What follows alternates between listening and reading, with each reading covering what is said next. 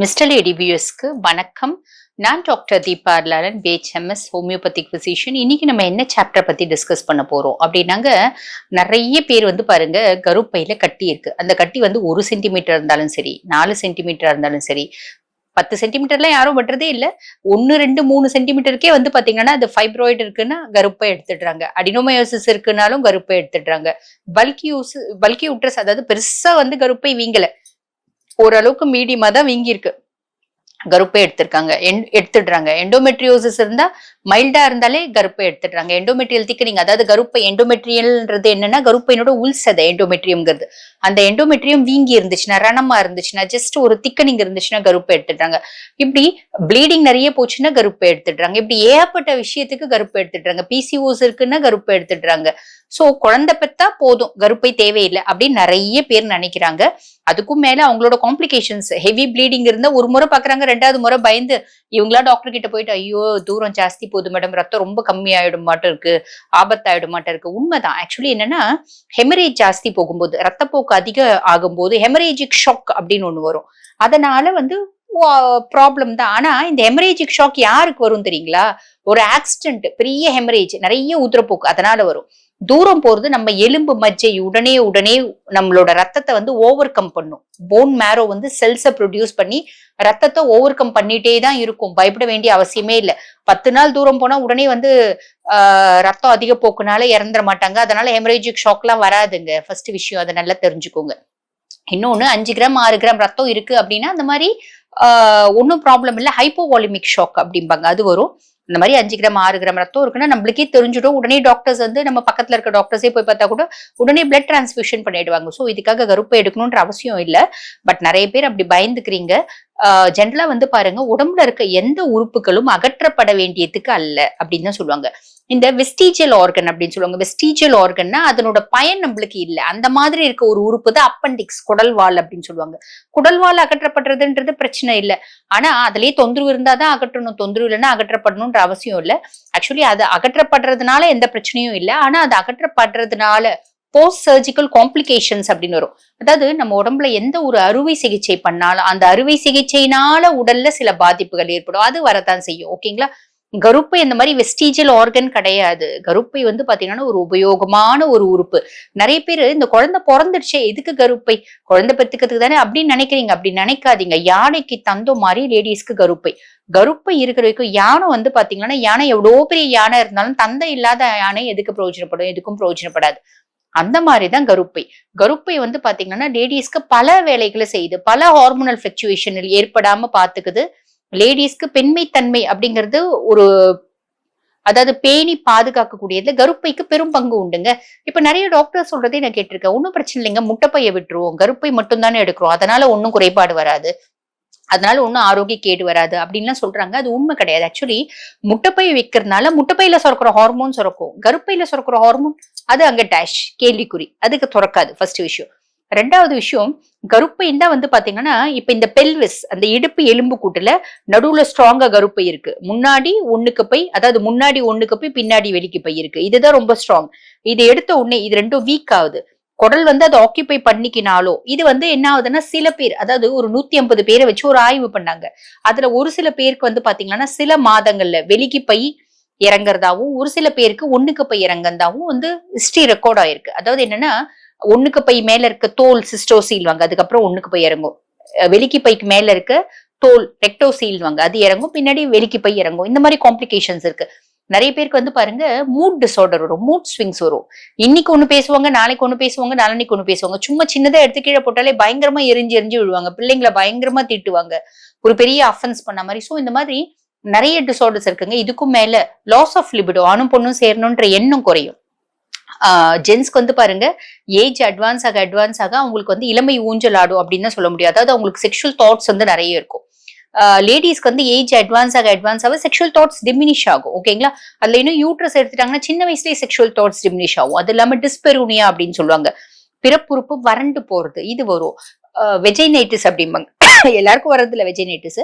அந்த hormonal secretion இல்லாதனால பிறப்புறுப்பினோட muscles, சதை பகுதி தளர்ச்சி அடையுது, சன்னமாகுது, மெலிஸ் ஆகுது, ஹார்மோனல் செக்ரேஷன் இல்ல, அதனால ஆணும் பொண்ணும் சேர முடியல, இன்ஃப்ளமேஷன், ரணம் ஆகும். இந்த மாதிரி நம்ம அடிக்கிட்டே போலாங்க.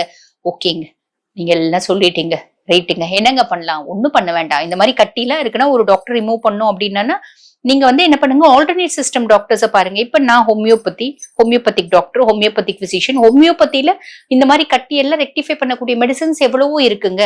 அகைன் வருஷக்கணக்கா சாப்பிடணுமாங்க அப்படின்னு நாங்க சொல்லவே இல்லைங்களே. எங்க 4 to 6 months கோர்ஸ் தான் அந்த கட்டிக்குள்ள ஸ்டண்ட் பண்ணி வைக்க முடியும். ஸ்டண்ட் பண்ணி வைக்கிறதுனா அதனோட வளர்ச்சியை தடைப்பட்டு நிறுத்துறது. ஒரு ஸ்டேஜுக்கு மேல ஒரு ஸ்டேஜுக்குள்ள முழுசுமே கரைக்க முடியும். இந்த மாதிரி எத்தனையோ மெத்தடாலஜிஸ் இருக்குங்க. சோ கருப்பையை தேவையில்லாம அகற்றுறது அப்படின்றது வேண்டாம். பிஃபோர் சர்ஜரி ஒரு முறைக்கு 10 முறை யோசிங்க. சரிங்க, என்னென்ன மாதிரி உணவு முறைகள் எடுக்கணும்? வைத்தியம் சொல்லிட்டீங்க. உணவு முறைகள்னு வந்து பாத்தீங்கன்னா அந்த துவர்ப்பு சுவையே நிறைய இருக்க உணவு முறைகள் எடுங்க சாப்பாட்டுல. வாழைப்பூ வந்து பாத்தீங்கன்னா பெஸ்ட் யூட்ரைன் டோனர். ஓகேங்களா? வாழைத்தண்டு ரொம்ப சூடு, அதனால வாழைத்தண்டு வந்து தயிர் பச்சடி மாதிரி செஞ்சு சாப்பிடலாம்.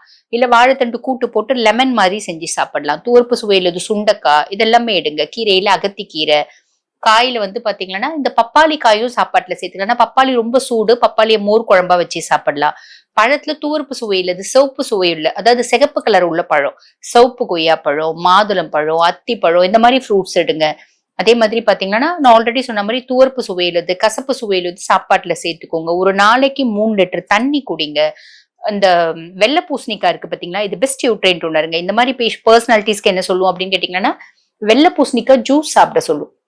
நிறைய பேருக்கு ஜூஸ் வந்து ஒத்துக்குதுங்க, ஒரு சிலருக்கு ஒத்துக்கிறது இல்ல. இப்ப ஜூஸ் ஒத்துக்கிறவங்க என்ன பண்ணணும்னா பெருசா வேண்டாங்க, நிறைய ஒரு வெள்ளை பூசணி வாங்கிக்கோங்க, ஒரு கீத்து எடுத்துக்கோங்க, ஒரு கட் பண்ண ஒரு போர்ஷன், ஒரு கீத்து, அதை தோல் சேவிட்டு மிக்சியில போட்டு நல்லா அடிச்சிடுங்க தண்ணி ஊத்தி. அதை வந்து வடிகட்டி அதுல ஒரு சிட்டிக்க உப்பு, கொஞ்சம் மஞ்சத்தூள், கொஞ்சம் சீரகத்தூள், கொஞ்சமா பெப்பர். ஏன்னா அது கொஞ்சம் ஈரம் இல்லைங்களா, ஒரு சிலருக்கு ஈரம் ஆகும். அதனால இதெல்லாம் போட்டு குடிச்சிடுங்க. காலையில ஃபர்ஸ்ட் ட்ரிங்கா இது குடிங்க. ஓகேங்களா? அதுக்கப்புறம் வெந்தயத்தை ஊற வச்சு முளை கட்டி ஒரு கண்ணாடி பாட்டில்ல போட்டு ஃப்ரிட்ஜ்ல வச்சிருங்க. டெய்லி காலையில ஒரு 1/2 டீஸ்பூனு, நைட் ஒரு 1/2 டீஸ்பூன் அந்த வெந்தயத்தை மென்னு சாப்பிடுங்க. அதுல வந்து இந்த யூட்ரைன் டோனர் மட்டும் இல்லைங்க, கருப்பைக்கு சத்து கொடுக்கக்கூடியது மட்டும் இல்ல, அதுல நிறைய பெனிஃபிட்ஸ் இருக்கு. ஸோ அது வந்து ஃபாலோ பண்ணிக்கோங்க. அதே மாதிரி தண்ணி ஒரு நாளைக்கு 3 லிட்டர் குடிங்க. இனிப்பு நிறைய சாப்பிடாதீங்க. பொதுவாக வந்து பாத்தீங்கன்னா இனிப்பு நிறைய இந்த கட்டிகள்லாம் நல்லா வளரும். அதனால இனிப்பு அவாய்ட் பண்ணிடுங்க. நிறைய ஆயில் அவாய்ட் பண்ணுங்க. நிறைய ஸ்பைசி ஃபுட்ஸ் அவாய்ட் பண்ணுங்க. அதே மாதிரி ஸ்பைசி ஃபுட்ஸ்னா நிறைய கரம் மசாலா போட்டு நிறைய காரசாரமா அவாய்ட் பண்ணுங்க. தண்ணி ஒரு நாளைக்கு 3 லிட்டர் குடிங்க. ஸ்ட்ரெஸ் இல்லாம இருங்க. ஒரு கரெக்டான உடற்பயிற்சி அப்படின்றது வச்சுக்கோங்க. பெரிய லெவல்ல இல்லைனாலும் அட்லீஸ்ட் ஒரு 10 to 15 மினிட்ஸ் ஒரு நாளைக்கு ஏதாவது உடற்பயிற்சி செய்யுங்க. என்னங்க எங்க வீட்லயே எங்களுக்கு ஏகப்பட்ட வேலைங்க, ஒன்றும் பிரச்சனை இல்லை, அது சஃபிஷியன்ட். ஓகேங்களா? அது மெயின்டைன் பண்ணிக்கோங்க. அதிக உஷ்ணமான உணவுகளை கம்மி பண்ணிக்கோங்க. ஸ்ட்ரெஸ்ஸை கம்மி பண்ணிக்கோங்க. எண்ணெயை கம்மி பண்ணிக்கோங்க. நிறைய பேர் வந்து பாருங்க எண்ணெய் நிறைய ஊத்தி சமைப்பாங்க. ஒரு சாம்பார் வைக்கிறாங்க, ரசம் வைக்கிறாங்கன்னா அதுக்கு மேல இவ்வளவு எண்ணெய் தேங்கும். எண்ணெய் கம்மி பண்ணிக்கோங்க. ஒரு நாளைக்கு 4 டீஸ்பூன் எண்ணெய் எடுத்துக்கோங்க. ஓகேங்களா? பொதுவா இந்த துவர்ப்பு சுவையில எதுக்கு சாப்பிட சொல்றோம் அப்படின்னு கேட்டீங்கன்னா, அதுல இருக்க டேனின், இந்த டேனின்ற மூலக்கூறு உடலுக்கு நிறைய நல்லது செய்யுதுங்க. யூட்ரஸ்க்கும் நல்லது செய்யுது. இந்த மாதிரி ஃபாலோ பண்ணிக்கோங்க. என்னோட பதிவுகளை தொடர்ந்து பாக்குறவங்களுக்கு தெரியும், நான் எல்லோடி அப்படின்னு ஒண்ணு சொல்லுவேன். ஆக்சுவலி இந்த கருப்பை பிரச்சனை எதுவா இருந்தாலும் சீரகம் ஒரு 100 கிராம் வாங்கிக்கோங்க. பட்டையில சுருள் பட்டை அப்படின்னு நாட்டு மருந்து கடையில கேளுங்க. அந்த சுருள் பட்டைன்னா அது ரவுண்டா தான் இருக்கும், உடைச்சா டக்குன்னு சன்னமா இருக்கும், பட்டுன்னு டக்குன்னு உடைஞ்சுக்கும். இது ரெண்டுத்தையும் மிக்சியில போட்டு பவுடர் பண்ணி 2 டீஸ்பூன் மஞ்சத்தூள் போட்டு கலந்து ஒரு கண்ணாடி பாட்டில்ல வச்சிடுங்க. ஒரு நாளைக்கு 2 முறை அட்லீஸ்ட் 1 டீஸ்பூன் பவுடர் எடுத்து 1 கிளாஸ் தண்ணியில போட்டு நல்லா கொதிக்க வச்சு 3/4 கிளாஸ் ஆன பின்னாடி அதுல ஒரு சிட்டிக்க உப்பு போட்டு அதை குடிங்க. சூடா குடிக்கணும். ஓகேங்களா? இதை ஃபாலோ பண்ணுங்க. இவ்வளோ விஷயம் ஃபாலோ பண்ணும்போது பாத்தீங்கன்னா இன்னும் பெரும்பாலும் நிறைய பேருக்கு என்ன டவுட் அப்படின்னா, நாங்க டாக்டர் கிட்ட போனோம் மேடம், கருப்பை இந்த கட்டி வந்து பாத்தீங்கன்னா கேன்சர் ஆயிடும்னு சொன்னாங்க. பொதுவா வந்து பாருங்க இந்த ஃபைப்ராய்டு, அடினோமயோசிஸ், எண்டோமயோசிஸ்னா கேன்சர் ஆவறது இல்லைங்க. 10,000த்துல ஒருத்தவங்களுக்கு ரொம்ப நாள் இருக்கு அப்படின்னா தான் அது வந்து கேன்சர் ஆகும். கேன்சரா மாறுறது அப்படின்றது பாருங்க நம்ம ஃபேமிலியில அதுக்கு ப்ரீ டிஸ்போசிஷன் அப்படின்னு சொல்லுவாங்க. அந்த மாதிரி இருந்துச்சுன்னா மட்டும்தான், அதாவது நம்ம ஜீன்ல இருக்கு, நம்ம ஃபேமிலியில கேன்சர் டெண்டன்சி ரொம்ப ஸ்ட்ராங்கா இருக்கு அப்படின்னா மட்டும்தான் அது மாறுறதுக்கு வாய்ப்பு உண்டு. மற்றபடி எல்லாருமே கேன்சரா மாறிடும்னு பயப்படாதீங்க. இன்ஃபேக்ட் கேன்சரே வந்துருச்சுன்னா கூட கம்ப்ளீட்டா குணப்படுத்தக்கூடிய ஒரு டிசார்டர் எது அப்படின்னா கேன்சர் தான். சோ தேவையில்லாம பயப்பட வேண்டிய அவசியம் இல்லை. ஒரு முக்கியமான உறுப்பை அகற்றப்படுவதற்கு முன்பு ஒரு முறைக்கு 1000 முறை நீங்க வந்து யோசிச்சு செய்யுங்க. எல்லா விதத்திலயும் ட்ரை பண்ணுங்க. வேற ஆப்ஷனே இல்லை அப்படின்னா நீங்க வந்து யூட்ரஸ் ஹிஸ்டெக்டமி, அதாவது கருப்பை எடுக்கிறத பத்தி யோசிங்க. எந்த விதத்துல ட்ரை பண்ணலாம் அப்படின்னு கேட்டா என்ன கேட்டா ஹோமியோபதியில ட்ரை பண்ணுங்க.